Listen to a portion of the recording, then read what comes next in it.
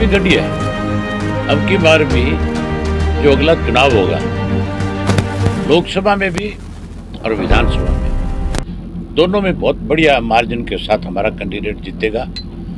जिसको भी लोकसभा की टिकट देंगे, मैं बहुत दावे के साथ ये बात कह सकता हूँ कि हर हालत के अंदर सरसा लोकसभा की सीट जो है इंडियन नेशनल लोकदल पार्टी जीतेगी।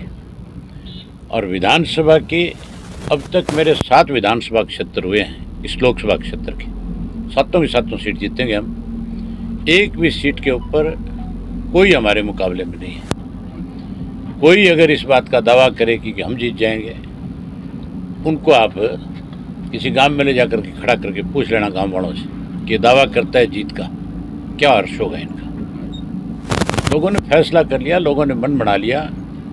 मुझे लगता है कि सरसा लोकसभा की 9 जो सीट है हमारी, 9 ही जीत जाएगी।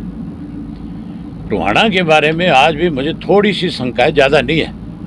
मैं बहुत स्पष्ट हूँ इस मामले में। जो मेरे सामने क्लियर पिक्चर है, मैं उसी के बारे में बात करता हूँ। मुझे टोहाना जाऊँगा, लोगों का रिस्पॉन्स कैसा रहेगा उसके बाद बता दूंगा टोहाना में भी क्या रहेगा। लेकिन ये 7 सीटें जिन पे मैं अब जा कर के आऊँ, ये सातों की सातों हमारी है। आपने कहा कि सिरसा जिला की जो भी सीटें होंगी वो आप निकाल सकते हैं, तो क्या नहीं निकाल सकते नहीं, सारी की सारी सीट हम जीतेंगे। हर हालत में जीतेगा हमारा उम्मीदवार। जिसको भी उम्मीदवार बनाएंगे, जिस भी विधानसभा क्षेत्र से, लोग उसको बड़े बहुमत के साथ जिता करके भेजेंगे। कोई मुकाबला नहीं होगा, एक बहुमत से जीतेंगे। एक उचाना सीट को लेकर लगातार बीजेपी के और जेजेपी में टकराव की स्थिति जरूर पैदा होने को हो रही है, तो क्या लगता है कि कौन इसमें, अगर बीजेपी और जेजेपी का गठबंधन रहता है तो क्या इस सीट का क्या रहेगा?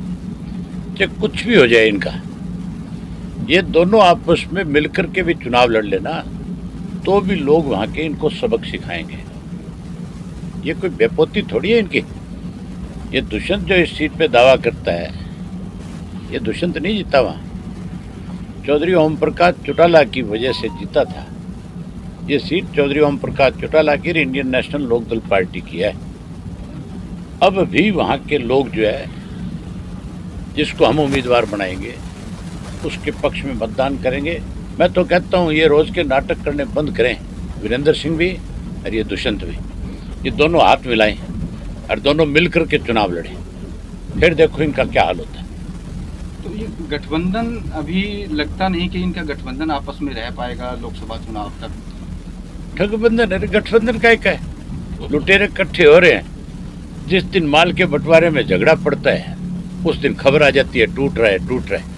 फिर कोई ना कोई आप जैसा बीच में बैठ करके बंटवारा करा देता है माल मत्ते का। इसको ज़्यादा पता है, इसके भांजे हैं, ये ज़्यादा बताएगा कि इसके भांजे कैसे क्या कर सकते हैं। ये तो लुटेरों का गिरोह है। इन्होंने 3.5 वर्ष में प्रदेश को लूटने के सिवाय कोई काम नहीं किया। जेजेपी तो समझो कि पूर्ण रूप से खत्म हो चुकी है। जेजेपी का तो आज आपने देखा नहीं, पूरी यूनिट हल्के की जो है, जुलाना हल्के के इस्तीफा देगी। ऐसे बहुत सारे हल्के होंगे जिनमें इस तरह के इस्तीफे होंगे। अब क्योंकि गांव के अंदर वोट बचा ही नहीं इनका, गांव में कोई सुनने को तैयार नहीं है। गांव के लोगों को पता लग गया कि ये स्वयं लूटने के इन्होंने कुछ नहीं किया। ये तो चौधरी देवीलाल के नाम पे कलंक है। मुझे हैरानी होती है अजय सिंह जी के एक बयान को सुन के रोज, जहां भी जाता है किसी गांव में, प्रेस के सामने एक ही बयान देता है, हमने एक थी इनेलो, कल को लोग ये कहेंगे। फिर ये कहता है हमने झंडा भी छोड़ दिया, डंडा भी दे दिया। डंडा तुमने लोगों के दे दिया, अब तुम्हारी लोग तसल्ली करा देंगे, अब थारा बैम काट देंगे। फिर कहता है एमएलए भी सारे छोड़ दिए। जब कजरो तुम ही भाग गए तो एमएलए बेचारे कहाँ रहेंगे? है सब सारा गंद करने वाले तुम हो। तुम्हारी वजह से आज हरियाणा प्रदेश के लोग जो है 5 साल पीछे चले गए। इसके जिम्मेवार ये है। अब लोग इनको सबक सिखाएंगे। अजय सिंह को मुझे लगता है किसी हॉस्पिटल में जा करके अच्छे से डॉक्टरों को दिखाना चाहिए कि भाई ये बात उसकी जबान से बारी बारी निकलती क्यों। अगर उसको लगता है भी इंडियन नेशनल लोकदल पार्टी खत्म होगी, क्यों जिक्र करता है हमारा? वो क्या लेना देना है उसका हमारा? हम तो नहीं जिक्र करते उनका कभी भी। जहाँ भी खड़े होंगे सारा दिन एक ही बात करेंगे, स्वाय हमारे कुछ नहीं दिखाई देता उनको। कम से कम अपनी भाषा पे, अपनी जबान पे कंट्रोल रखो। तुम्हें जब लोकदल छोड़ दी, तुम लोकदल से अलग हो गए, तो जाओ तुम अपना काम करो।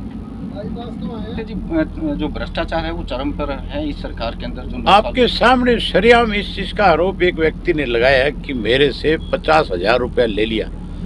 अगर उसकी जांच नहीं हो रही तो फिर और आप क्या कहना चाहोगे, क्या सुनना चाहोगे? इसका मतलब उसकी भी कोई ना कोई मदद कर रहा है।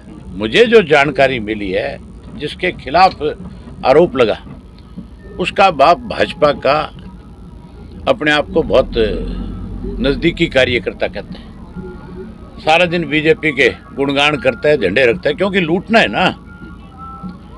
लेकिन ऐसे लुटेरे बच नहीं सकते।